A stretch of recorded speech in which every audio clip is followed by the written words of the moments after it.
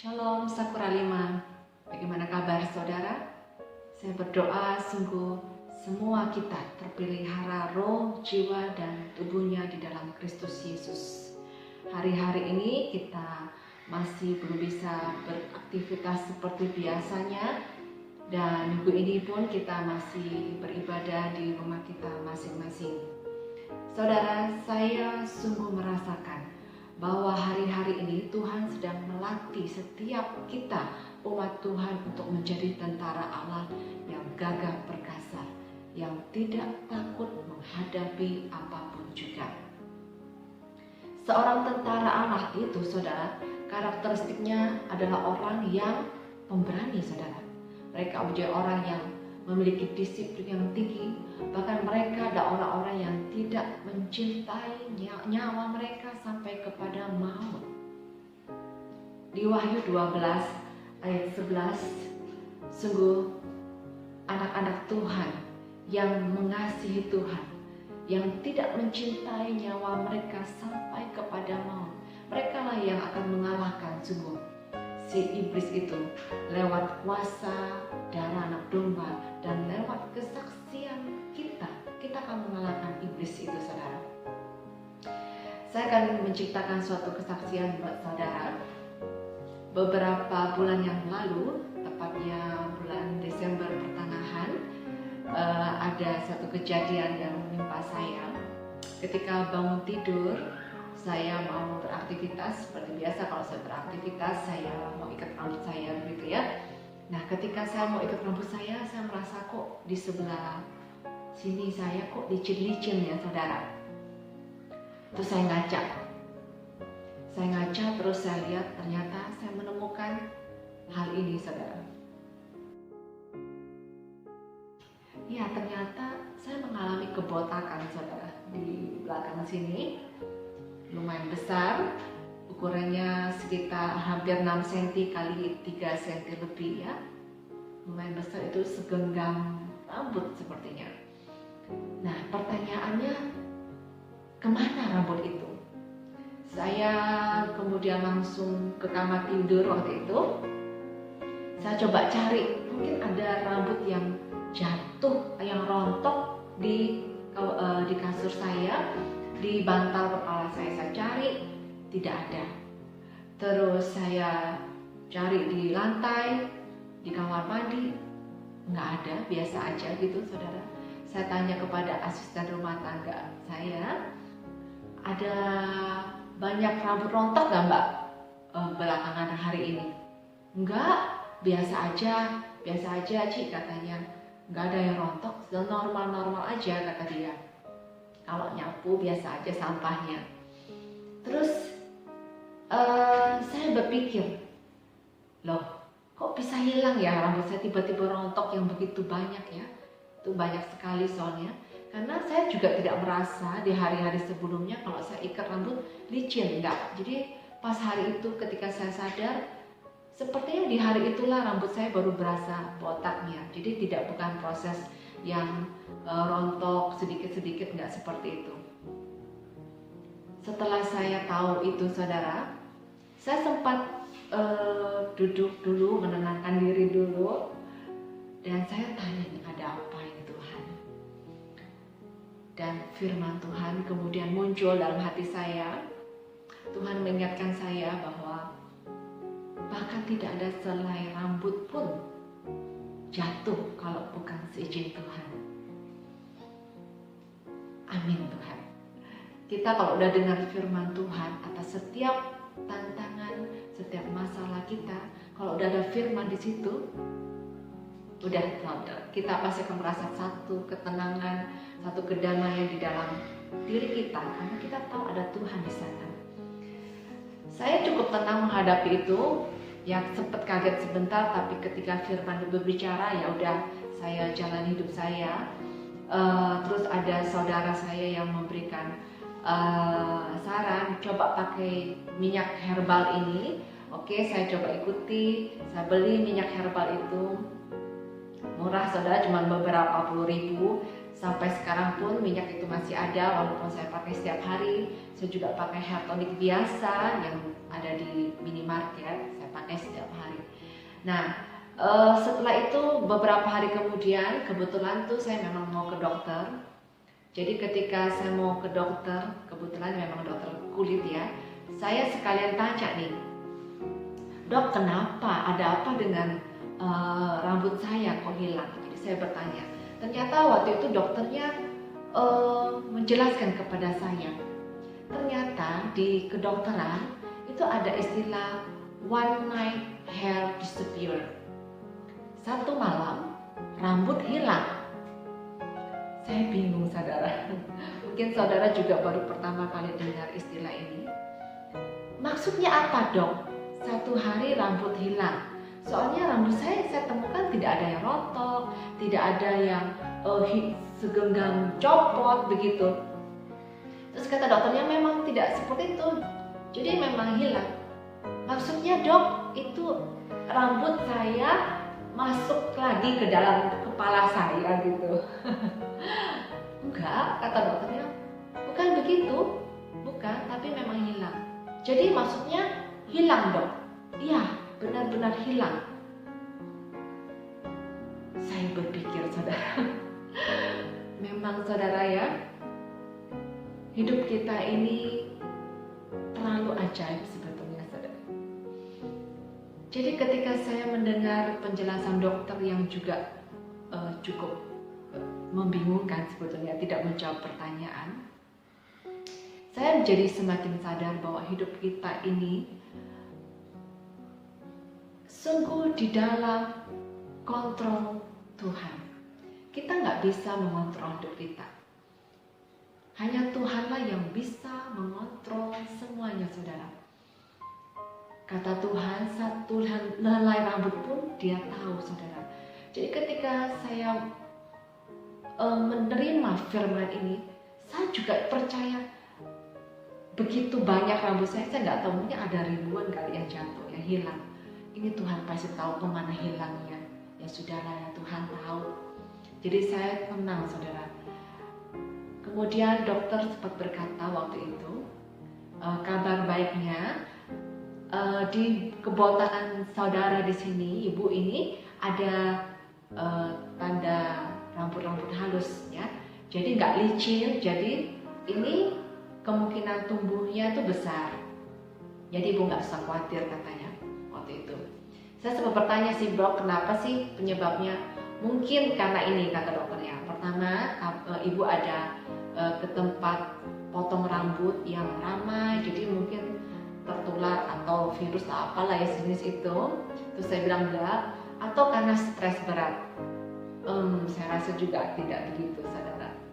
Jadi ya terlepas dari apa penyebabnya, karena kalau kita selalu mencari penyebab, kadang saudara jadi bingung sendiri. Jadi kita fokus pada solusi saja ya. Jadi karena saya sudah terima firman, Tuhan sudah berkata, sehelai rambut pun Dia tahu. Jadi saya kembalikan kepada Tuhan waktu itu. Ya udah Tuhan, saya percaya saja kepada Tuhan. Saya tetap berdoa, saya lakukan bagian saya. Kalau pakai minyak rambut hair tonic saya pakai saja. Waktu itu dokter memang memberikan saya resep juga hair serum, tapi saya tidak ambil karena ya udah saya percaya ini yang nungguin Tuhan kok, karena Tuhan sudah tahu di beberapa rambut saya hilang. Saya juga percaya Tuhan yang tahu bagaimana cara menemukannya. Ya saya pakai yang normal saja, saya pakai hair tonic biasa, saya pakai minyak herbal yang saya sudah beli, ya udah itu aja. Berjalannya waktu, saya kadang perhatiin sih, ya udah ada sih kayaknya rambutnya seperti mau tumbuh, oke, saya lihat, tapi ya berjalan waktu saya terus pakai minyaknya dan saya biarkan saja bertumbuh dengan alaminya, saudara. Nah sekarang kurang lebih hampir 3 bulan dan baru-baru ini saya coba lihat lagi rambut saya, apa yang terjadi, saudara. Nah ini dia, puji Tuhan, rambut saya sudah tumbuh banyak sekali, saudara. Mungkin saya mau kasih saudara lihat ya di bagian sini. Ini kejadiannya daerah-daerah sini, saudara ya. Tapi sekarang sudah tumbuhnya banyak sekali, mungkin lebih dari 80% ya. Ya, semoga saudara bisa lihat dengan jelas, saudara. Ya, dan ajaibnya ini, saudara, yang saya temukan, Kalau kita pikir logika manusia, kalau rambut hilang itu berarti kan dia jaraknya jauh sekali ya antara kiri dan kanannya ya. Tapi entah kenapa rambut yang hilang ini saudara ya seperti mendapat perintah di dalam otak saya untuk bertumbuh dengan full speed sehingga dia bisa mengejar ketertinggalannya di antara rambut sebelah-sebelahnya. Sehingga kalau saudara lihat ini rambut yang tumbuh itu panjangnya itu sama saja dengan yang ada di sekeliling-kelilingnya saudara. Jadi nggak kelihatan harus lebih pendek, tidak, tapi sama panjangnya. Ajaib saudara. Saya nggak tahu bagaimana prosesnya, cuman ya udah saya percaya aja. Saudara, kita ini punya tubuh, punya sistem tubuh yang sudah dirancang oleh Tuhan dengan begitu sempurna, dengan begitu uniknya. Dan saya jadi menyadari satu hal saudara. Kalau tiba-tiba seperti saya yang kehilangan rambut ya, tiba-tiba kehilangan rambut. Dan kalau misalnya saudara mendengar cerita, oh orang itu tiba-tiba tidak bisa melihat, tidak bisa berjalan, tiba-tiba tidak bisa mencium bau ya. Mungkin ada beberapa teman yang mengalaminya. Itu bisa saja terjadi saudara. Dan seperti hal itu bisa terjadi yang tiba-tiba, saya mempunyai satu keyakinan juga. Hal yang ajaib itu pun bisa terjadi. Tiba-tiba orang bisa melihat. Tiba-tiba orang yang lumpuh bisa berjalan. Orang buta bisa melihat. Tiba-tiba orang yang diberi Tuhan ginjal yang baru, jantung yang baru, organ tubuh yang baru, itu pun bisa terjadi. Dan saya juga percaya saudara, karena saya sendiri mengalaminya. Entah bagaimana tumbuh sendiri saudara rambut ini walaupun butuh proses, tapi akhirnya kebotakan saya tumbuh dengan baik dan dia tumbuh dengan cepat sekali saudara ya, bersama dengan kawan-kawan sebelahnya. Dan dengan sendirinya saudara tumbuh. Luar biasa saudara Tuhan kita. Hal ini membuat saya semakin percaya saudara bahwa dunia roh itu sungguh ada. Saya percaya bahwa sesuatu yang terjadi di alam lahirnya itu sesungguhnya berasal dari hal-hal yang rohania, yang roh saudara. Dan kemudian termanifestasi di dalam dunia nyata. Ya, firman Tuhan itu ingredientnya itu adalah roh saudara. Karena firman itu adalah roh, Tuhan itu adalah roh. Tapi ketika kita percaya itu bisa terjadi di alam nyata saudara. Dan ini adalah bagian kita saudara. Ketika Tuhan sudah menjadikan kita sebagai anak Allah, Tuhan berkata, kita adalah orang yang berhak untuk menerima janji-janji Allah sebagai ahli waris anak kerajaan Allah ini saudara. Luar biasa. Jadi saudara, percayalah bahwa hal-hal yang saudara tidak bisa pikirkan, tidak bisa saudara bayangkan, yang sepertinya mustahil, itu sungguh tidak mustahil. Yang tidak pernah timbul dalam hati, yang tidak pernah kita lihat, tidak pernah kita dengar, itu sungguh disediakan bagi orang yang mengasihi Dia. Roma 8 ayat 28, bahwa Allah itu turut bekerja dalam segala hal saudara, untuk mendatangkan kebaikan bagi orang yang mengasihi Dia, yaitu bagi mereka yang terpanggil sesuai dengan rencananya. Dalam segala hal, artinya kadang dalam hal yang sepertinya tidak baik pun Tuhan turut bekerja. Ya, saya belajar saudara, ketika kita menghadapi suatu fakta yang negatif, secara manusia tidak enak, ya. Tapi disitulah saya belajar, Tuhan sebetulnya sedang mengajari kita sesuatu.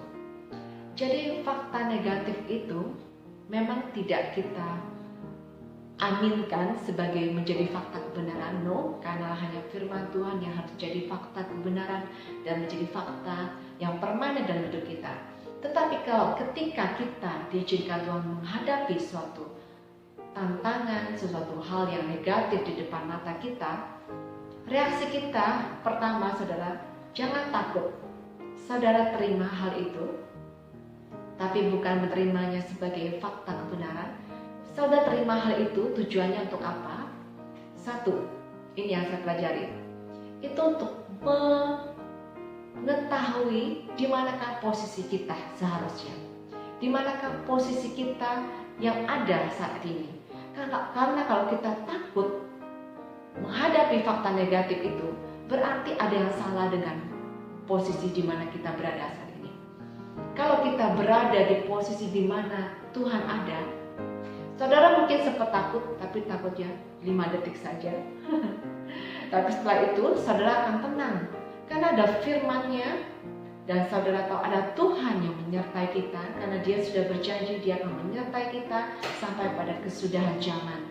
Kalau kita tahu ada Tuhan, ada Allah di pihak kita, siapa yang jadi lawan kita? Tidak ada, saudara. Termasuk ketika kita menghadapi berbagai berita-berita saat ini, termasuk virus corona, bagaimanakah cara kita menghadapinya? Pertama, jangan takut. Terima firman, percaya pada Tuhan. Kalaupun saudara, kita harus menghadapi, misalnya kita sempat sakit, kita diizinkan sakit, percayalah saudara, kita nggak pernah sendiri. Pastikan saja saudara, posisimu ada bersama dengan Tuhan. Caranya ngetes sangat gampang saudara, karena Tuhan kadang-kadang bawa kita ke lembaga kelelaman. Tuhan bawa kita di tengah badai, karena Tuhan pengen tahu. Tuhan pengen tahu kitanya ada di mana. Kalau saudara takut dan takutnya berkepanjangan, itu artinya saudara ada di posisi yang salah. Kembali saudara, kembali ke posisi yang seharusnya. Karena posisi kita sebagai anak Allah, di mana kita sudah diberikan kuasa oleh Tuhan, harusnya kita tidak akan pernah takut menghadapi apapun juga. Saudara mungkin takut karena kaget 5 detik, tapi setelah itu saudara bangkit saudara. Kita hadapi peperangan yang harus kita hadapi. Kedua saudara, setelah kita menerima hal itu, ya, tujuannya adalah kita bisa menyusun strategi. Kita tahu langkah-langkah apa yang harus kita lakukan untuk kita berkemenangan, untuk kita take it back apa yang sudah hilang saudara. Ini perlu kita lakukan. Tapi sebelum hal ini bisa dilakukan, kita harus benar-benar sadari dulu. Kita harus benar-benar tahu apa yang sedang kita hadapi, bukan dengan ignoring masalah tersebut. Kadang-kadang ada orang yang sebetulnya karena ditunggangi oleh roh ketakutan, jadi dia berkata begini, saya enggak ada, saya menolak fakta ini, saya menolak fakta negatif ini. Enggak, saya tidak sakit. Padahal memang kenyataan dia sakit. Saya tidak sakit, saya tidak ini, saya tidak itu. Ini separuh kebenaran saudara. Kalau kita tahu jati diri kita, posisi kita di mana, kita bisa dengan yakin katakan, yes, kita memang menolak hal ini. Tapi kalau memang ditunggangi oleh sebenarnya roh ketakutan, jadi kita salah strategi saudara. Jadi pertama-tama yang harus kita lakukan adalah kita menerima hal itu dan jadikan fakta itu sebagai batu loncatan. Iblis memakai fakta negatif supaya kita jatuh saudara, supaya kita terus di dalam roh ketakutan, keterpurukan. Tetapi Tuhan mau kita jadikan fakta negatif ini sebagai batu loncatan. Kita masuk dalam satu level kemuliaan yang baru, dalam satu level dimensi iman yang baru. Itulah yang Tuhan mau. Jadi saudara, ketika saudara menghadapi fakta negatif, pertama saudara terima itu bukan berarti bukan berarti kita jadikan ini jadi fakta kebenaran, no. Supaya saudara tahu di mana posisi saudara. Ketika saudara tahu dan udah menempati posisi saudara di mana engkau harusnya ada, kemudian kedua, lakukan apa yang menjadi bagianmu saudara. Strategi-strategi langkah-langkah yang harus saudara hadapi, yang harus saudara ambil untuk menghadapi musuh yang sedang ada di hadapanmu. Percayalah bahwa Tuhan menyertai saudara. Percayalah bahwa Tuhan sudah memberikan kemenangan itu kepada kita semua. Sebab Dia sudah memberikan kita kuasa untuk mengalahkan dosa, iblis, dan maut. Ingat saudara, di 2 Timotius 1 ayat 7 berkata bahwa Allah tidak memberikan kepada kita roh ketakutan, tetapi roh yang membangkitkan kekuatan, kasih, dan ketertiban. Roma 8 ayat 15 berkata, kita tidak menerima roh perbudakan yang membuat kamu takut lagi, tetapi kamu telah menerima roh yang menjadikan kamu anak Allah. Sebab itu, oleh roh itu kita berseru, ya Allah, ya Bapa. Amin. Efesus 6 ayat 12 berkata bahwa perjuangan kita bukanlah melawan darah dan daging, tetapi melawan pemerintah, penguasa, penghulu-penghulu dunia yang gelap, roh-roh jahat di udara. Ya saudara, ingat saudara, Tuhan sudah memberikan segalanya buat kita. Pakai segenap senjata, perlengkapan senjata Allah untuk menghadapi musuhmu, dan biarlah yang paling lemah berkata, aku ini pahlawan. Sungguh saudara, di hari-hari ke depan kita akan menghadapi satu peperangan, tapi saudara, kita tidak perlu takut karena kita tahu siapa kita tahu Allah kita tahu posisi kita. Kalau Allah ada di pihak saudara, siapakah lawan saudara? Ya, Tuhan sedang melatih kita menjadi tentara Allah yang gagah perkasa. Jadi saudara, hari-hari ini teruslah membangun manusia rohmu. Lakukan dengan disiplin yang tinggi, lakukan sampai rohmu berkobar-kobar. Karena ini masalah hidup dan mati saudara. Dan dunia itu sedang menantikan anak-anak Allah dinyatakan. Siapakah orang-orang yang akan dinyatakan itu kalau bukan saudara? Dunia ini sungguh menantikan kita saudara, anak-anak Allah yang akan dinyatakan, yang akan membawa perbedaan di dunia ini. Engkaulah orang yang akan menaklukkan dunia ini. Oke, saudara, God bless you. Tetap semangat di dalam Tuhan, tetap bergairah di dalam Tuhan. Jadilah kuat, dan jadilah kuat. Engkaulah penakluk dunia, engkaulah yang ditunggu-tunggu dunia. Bersiaplah, persiapkan dirimu, bersiaplah tentara Tuhan, jadilah tentara Allah yang gagah perkasa. God bless you, Sakura 5. Kita akan bertemu lagi di lain kesempatan. Kita berdoa sungguh biar kita bisa kembali beribadah dengan seperti biasa, bisa berkumpul bersama. Kita bisa memuji Tuhan bersama-sama secara korporat, dan biar ini terjadi tidak lama lagi. Kita berdoa tetap buat negara kita berdoa buat dunia untuk penyebaran virus corona sungguh berhenti, semakin banyak yang sembuh, semakin sedikit yang sakit. Kita berdoa buat pemerintah, kita berdoa para tim medis, kita berdoa buat mereka-mereka yang berada di garis depan untuk melawan virus corona ini. Kita bersama-sama dengan mereka, kita melawan musuh yang sama. God bless you saudara, Tuhan mengasihi.